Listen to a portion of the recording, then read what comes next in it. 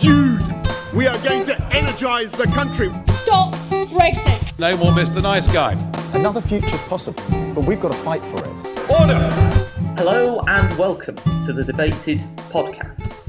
As always, I'm your host Will, and I'm joined by my co-host Conrad. Hello. And in this episode, we are delighted to be joined by a musician, composer, and fellow podcast host, the host of the Politics of Sound podcast, Iain Carnegie. Welcome to the podcast. Well, thank you very much. Good morning. How are you? Oh, great, thank you. I hope you're well also on this somewhat fine morning. Indeed, yeah. Everything's good. So the first question that I'd like to ask is, what first made you become interested in doing a podcast about politics and music? Well, the podcast thing for me, I think passed me by a little bit. It's been going for some years, as you know, and I was obviously aware of it, but I came to it via a rather unusual route, I suppose. I'm always, as you said, looking into musical things. I'm a musician, and I have a little recording studio here. And for some years, I'd wanted to get hold of a particularly wonderful instrument called the handpan, or it's also being called the hang drum. And this is a thing like a steel drum. Looks a bit like a sort of spaceship with domes in it, and each one of these domes has a different semitone or a tone, whatever, in it, and it's got this beautiful mellifluous sound. And so this was just over a year ago, about a year and a half ago, 18 months ago. I actually managed to get my hand on one and bought one and brought it back to the studio, and that was all fine. And then I thought, well, I want to hear about different people's experiences, because the hangpan is quite niche. And just by Googling it, found this wonderful podcast called the Hangpan Podcast, which is presented by this great guy, Sylvain Paslier. And he has the most mellifluous voice, I suppose, to go with a hangpan, but he's a great guy. And I really got interested in this. And then within a few weeks was thinking, well, I think I should do a podcast. So what am I interested in? Well, obviously music. But I always have been passionately interested in politics, and not just the policies of it, but also the personalities. And when I was listening to these people on the media, whether it be on the television or the radio, I'd constantly be thinking, well, this is all very well, but what about all the records that you like? Why don't talk about fiscal policy? Let's talk about the stuff that matters. Which albums have you bought? And nobody was asking this. So this sort of idea had been ruminating for some time, and then it sort of just, the whole thing sort of fell in my lap, sort of fully formed, really. I literally, it was one of those moments where I woke up in the middle of the night and thought, I know what we could do. This would be a really interesting idea. And let's have this idea of asking politicians about their favourite albums, their 3 favourite albums. And before I sort of got any further down the line and constructed it, I just got up at that time in the middle of the night and went down to my studio where I am now, and just wrote this little piece of music, this little sting, which has now become the theme tune of it with the strings, and just got a whole lot of sounds up and thought, well, that will do, that's nice. So we got the music now, and wrote a few other little sort of linking pieces, I suppose. And by the next morning, I suppose, I got up again and maybe a little bit more tired than I should have been, and thought, I think we've got the idea for this. And so that was where it sort of all started. And so that must have been in April of 2019. So how much do you think that the albums that someone listens to tells you about someone? And have you noticed any patterns in sort of what politicians listen to, what albums, what they like, what their taste in music is? That's a really good question. I think the short answer is I haven't noticed too many patterns. When I first did the podcast, started to present the podcast, I did wonder whether politicians would pick overtly political pieces, albums, music with a message. but in general, with some exceptions, they haven't. I think maybe the only pattern I can detect really is one that music for a lot of them is escapism. They're passionate musicians, some of them not so much. Some of them are very good musicians, but they are they love to sort of get away from what is obviously a very pressurized job. So I suppose I've just seen how much they just love to get away from the great problems of what they're dealing with by listening to music which very often I've noticed is from many years ago. It's something which has travelled with them. So often they're talking about music that they may have loved in their teens, and some of them are 40, 50 years old. Not all of them, but it's music that's had a long journey ride with them, I would say. When we were talking before, we were speaking before the recording of the podcast, we were talking about the way that often politicians sometimes feel like performers, and that there is a link between performance and politics. Do you think that the way that we perceive politicians is as performers now, as opposed to in the past, where they might have been seen as, oh, this is just someone who runs the country rather than a performer as such? You make a very good point. Yeah, I mean, that was one of the other ideas I had about this podcast, because I wanted to actually find out more about the personalities of these people. I think it worries me in a way how we have come to see politicians. Of course, we should be holding politicians to account, but in a way I think the interview has become so adversarial and almost gladiatorial, and I'm not. There is a place for that, of course, and I appreciate that, and I enjoy that as much as the next person. But there seemed to be, in my heart anyway, I felt that these are still human beings, and I wanted to maybe strike a slightly gentler figure in what I was trying to garner from them, and I think has been successful. They seem very happy to talk, and in terms of whether they are frustrated performers, well, yeah, I think some of them possibly are, and some of them were indeed. Pete Wishart, I don't think he's a frustrated performer. He's from the SNP. He's a wonderful musician as well as a great MP, and I interviewed him earlier this year, and he was, he's experienced pop music at a very, very high level. He was a member of Runrig. He was in the formative days also of Big Country, and was playing massive stadiums.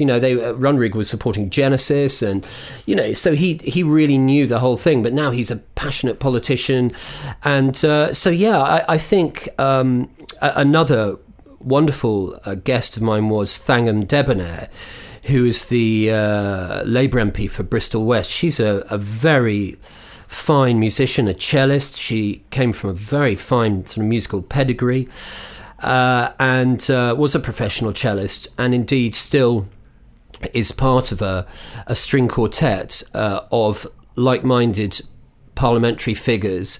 Cathy Newman, who presents Channel 4 News, about to go to Times Radio, I think, is the viola player in that. They're called the Statutory Instruments, which I think is a great name. So, and Kevin Brennan as well, who is the Cardiff West Labour MP, who's a great musician, a guitarist, a singer. He's a great guy, and he is... he sung on the podcast as well, which is another idea. He played guitar and sung and played harmonica, and that's, I think, it at its best when they actually show their own musical skills and talents, and then when we're really showing these people as three-dimensional human beings, which of course is what they are, and their music says a lot about them, I think. One of my favourite performances was definitely John Whittingdale, the Conservative politician, who is he has a reputation. I don't think it's quite this one-dimensional, but he has a reputation as a great heavy metal fan.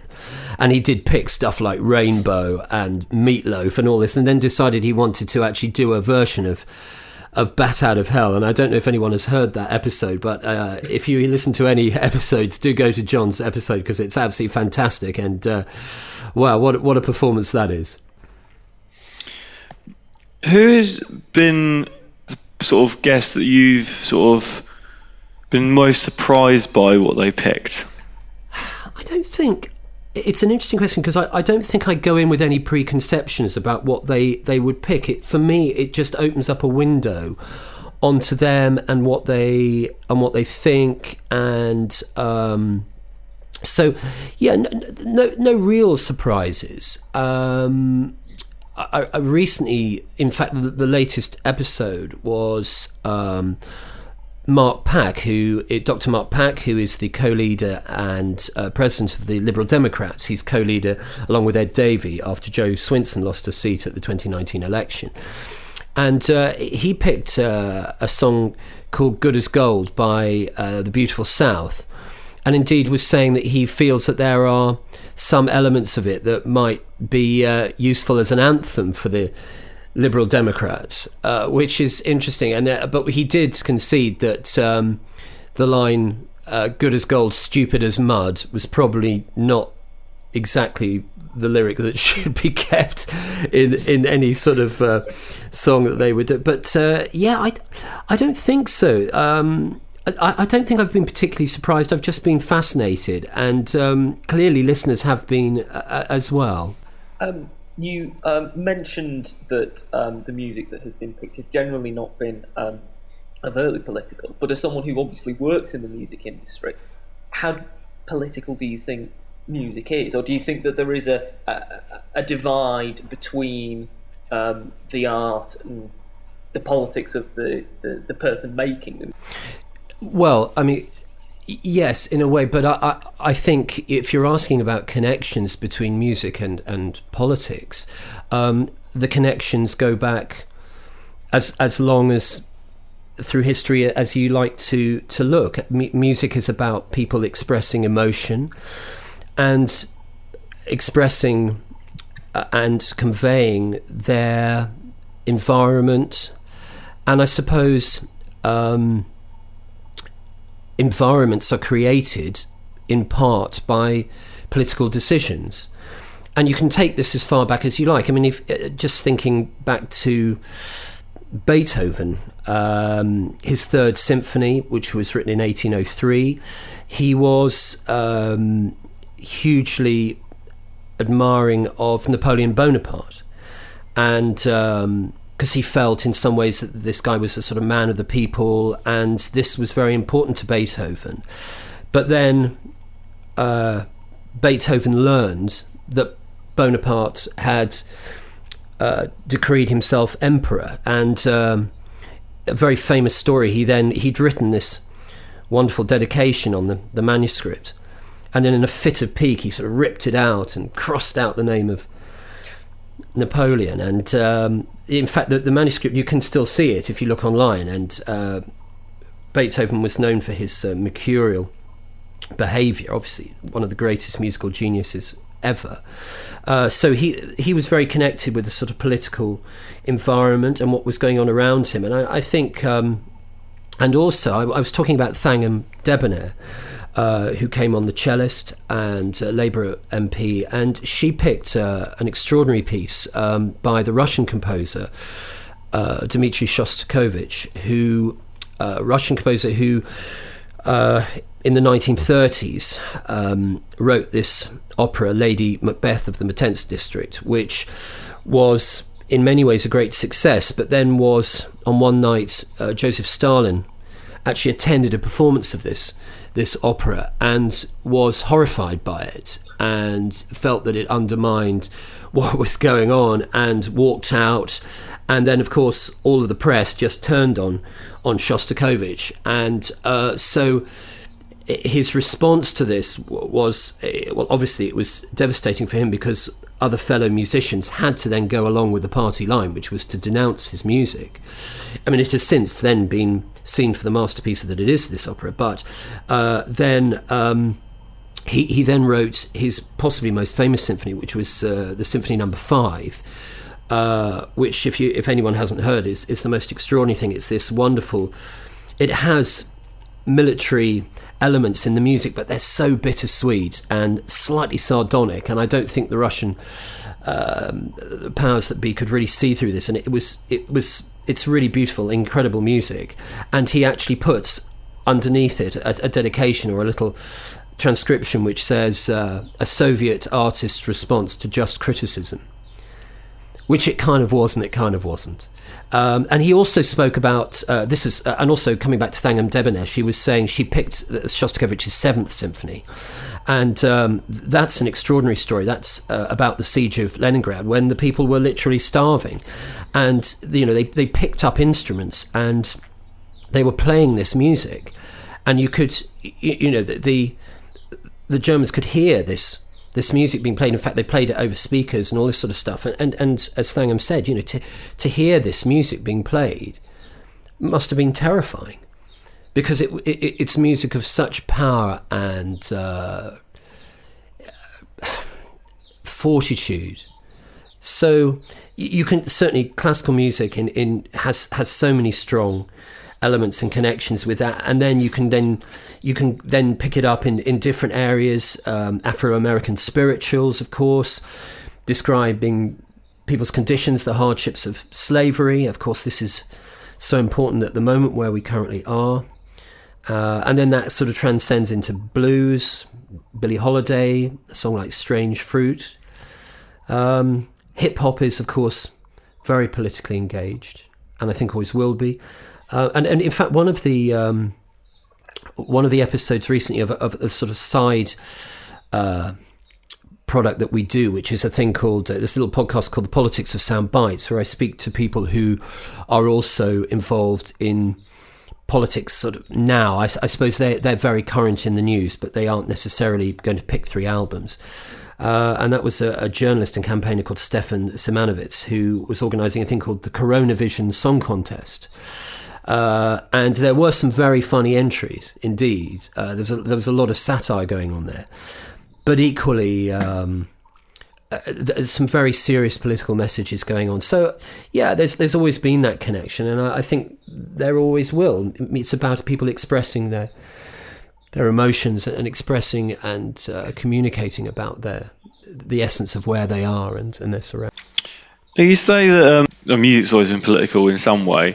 Do you feel like maybe popular music is less political than it used to be in the last 20 years?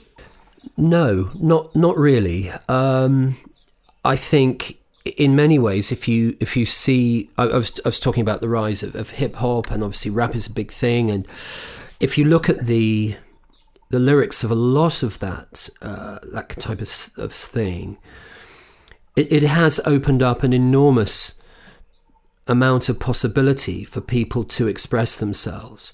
And I would say not. It depends.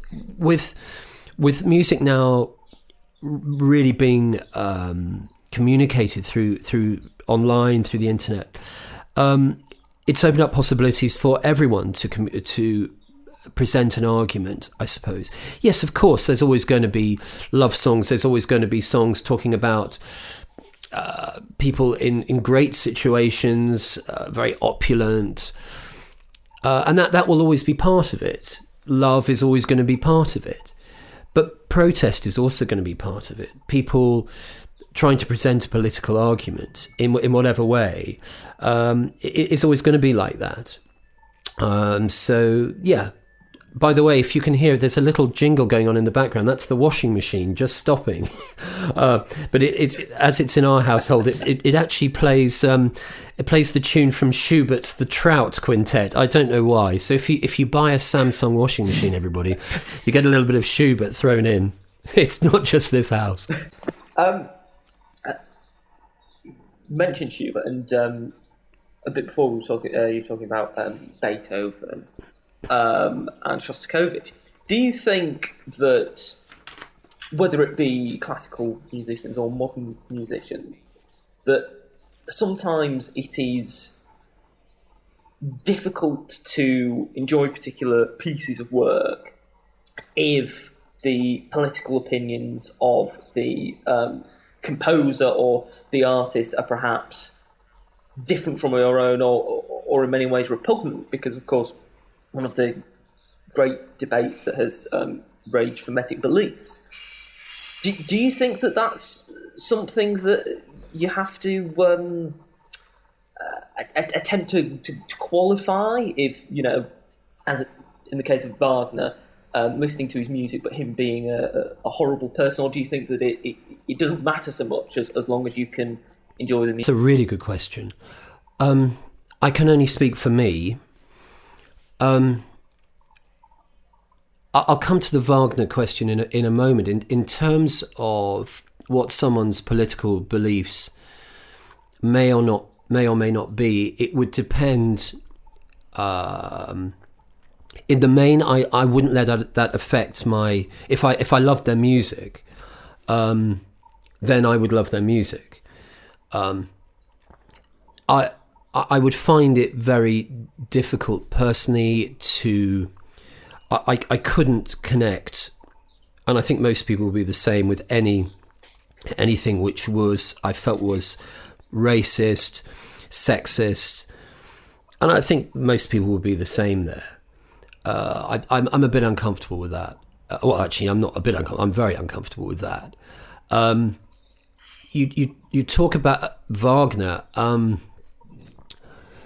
Wagner, whatever his political beliefs, is a composer that attracts very strong passions on either side of the debate.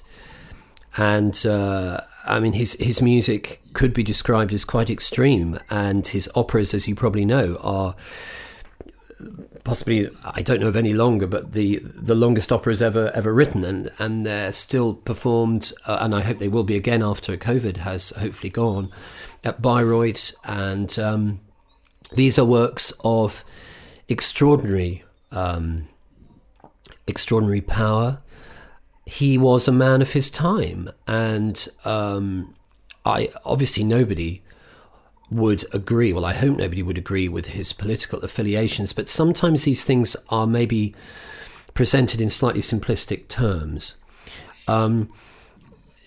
Just to put this in context, Wagner is a composer whose music has always attracted huge audiences. A few years ago at the BBC Proms, Barenboim conducted the entire Ring cycle, which are these 4 operas, which I think to hear the whole thing in one go would take, I think it takes a whole day, if not slightly longer. And the tickets for that sold out in record time, in minutes.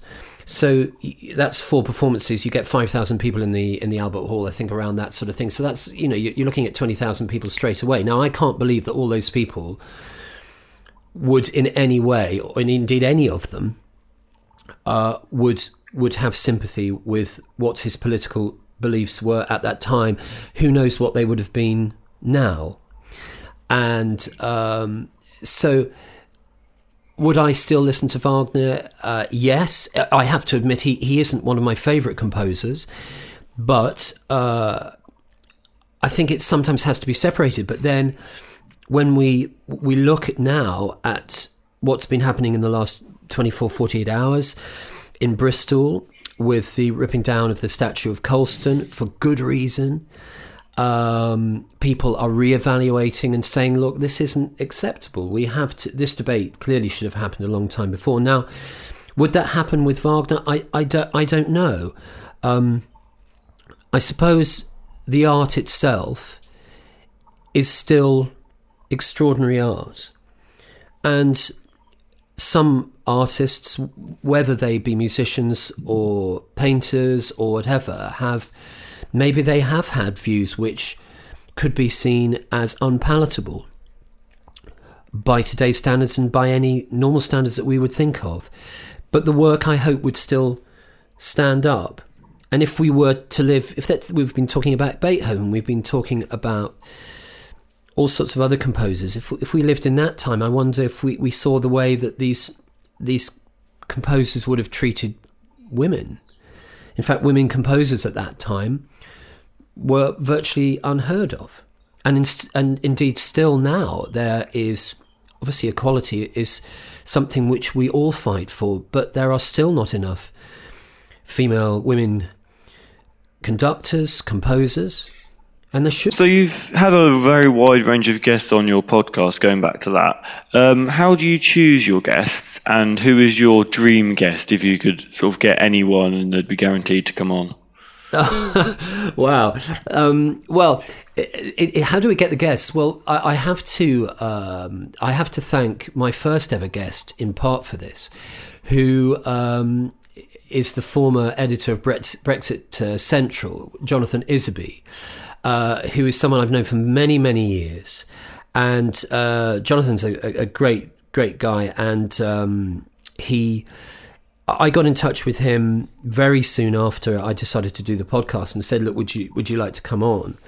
And he immediately said yes. And then and he's the greatest hits guru, and it was all greatest hits by Pet Shop Boys. And he's got every single edition of the Now That's What I Call Music, and Now That's What I Call Christmas CDs. And I think he's probably the only person who has. He's very proud of it. So he was great, but he knows a lot of people. And in the early days, I suppose it was a combination of him introducing me to various people who I knew of anyway, but a lot of them, sometimes it's word of mouth. So I wrote to people, I contacted people, and I think then what they tended to do was then they were sort of maybe sitting in the Commons, and maybe somebody next to them said, what have you done today? Oh, I was on this crazy podcast where I'd speak about my 3 favourite albums. I go, oh, that sounds nice. I think I'll have a go here. So that's how that happened. And the guests have been... I don't think I can say I've had a favourite guest, because they're all so different, and I find them all incredibly engaging. It's wonderful to speak to these people. Do I have a dream guest? Well... not really. I mean, I would love to get Boris on. I very much doubt he'll come on. Actually, no, maybe he will. But we've had some very, very high profile politicians on already, and some very exciting guests lined up to come on the show, who I'm currently in negotiation with. In fact, later today, I'm interviewing the father of the house, Sir Peter Bottomley. Looking forward to that. But a dream guest, I'd like to speak to Lisa Nandy. She's a big fan of Britney Spears, apparently. There's a possibility she may come on the show. I think she'd be very interesting. And but I also love speaking to politicians who are also musicians. That's fantastic. And when they perform, the other thing I should actually say, which is I think a very important part of the show, is that in general, instead of just playing tracks from their favourite albums, I tend to perform them myself, or perform them in collaboration with a pool of musicians, very talented guys who I know, and so we do our own little versions of things. And when it's really great is when we can sort of play along with either a politician who's singing or a political figure. Dream guests, they're all dream guests. We're coming up to the end of the podcast now. It's been great to speak to you, Ian. It's been a very interesting conversation. And I have one final question for you. If there was any classical or pop or any genre of music that you think has been grossly overlooked, that you could ensure that more people listen to, what piece of music would it be? So are we talking about a genre here, Will? Are we talking about a particular piece? An individual piece of music. Well, an individual piece of music or a genre, if you prefer. Wow. I can only talk about the music that I love, and my musical taste is, I suppose you won't be surprised to hear, and I think most musicians would be the same, is incredibly wide. I can only talk about a particular album which I've come back to again and again and again, which is not particularly known, although to those who know it, they love it. I'm a huge devotee of the American guitarist Pat Metheny, who is pretty well known, and he's a really questing, adventurous musician who seems to sort of change his musical character almost on every album, and he's done about 40 albums, and I have them all. And he's been a very prominent figure for many years, and whenever he comes to the UK, I go and see him, and he's done everything from little duet albums to solo acoustic guitar albums, to one album called Zero Tolerance for Silence, which he doesn't really speak about, which he just literally went into the studio one day and just, well, it's unlistenable. He just turned the amp up to about 11, and it's music to get an answer out of somebody. It's just unbelievably difficult. The first track is about 20 minutes, and I've never got beyond about a minute and a half. It's you get an answer out of somebody with it. It's awful. But in the middle of all of this, he did this absolutely beautiful album called Secret Story, which is from 1992, and that album is perfect as far as I'm concerned. I, as well as being a musician, when I'm playing, I also do a lot of orchestrations, and the way that the band fits in with these beautiful orchestrations, the whole sort of soundscape is beautiful. So if any of your listeners haven't heard Secret Story by Pat Metheny, it even starts with this sort of Cambodian choir singing, and then this gorgeous guitar and orchestra string sort of vista opens up. It's a real musical journey. It's quite long. It's about an hour and 10 minutes or so, I suppose. But that music's been with me all the time, and also the Bach B minor Mass, Johann Sebastian Bach's B minor Mass. Those two pieces, I have them, then I'm fine. Well, I hope that anyone who hasn't heard them will ensure that they check them out.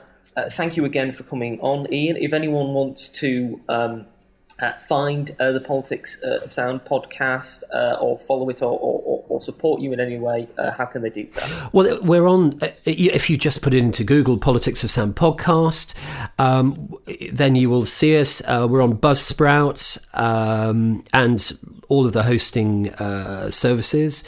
Do follow us on Twitter, which is politics_sound, and that would be great. We'd love to see you've done that. And also the Politics of Sound is going to be going live again. We had some live shows lined up, which of course sadly had to be shelved because of the coronavirus COVID-19 situation, but we were never defeated. We will be back, and with a live band and live guests, and do listen to the podcast and look on Twitter, and all the news will be there. Excellent. I hope that our listeners do that. I'm sure they will. If they've enjoyed this, if they've listened so far, I'm sure that they will. Thank you once again for coming on. Thank you both. All the best. Thank you for listening to the podcast. Don't forget that you can subscribe on iTunes, Spotify, Podbean, or YouTube. You can follow us at Debated Podcast on Twitter, like us, Debated Podcast on Facebook. And if you want to email us, either about appearing or making a comment or reaction to the episode you've heard or any other episodes, then email us thedebatedpodcast@gmail.com. Thank you for listening. I hope you listen to the next one.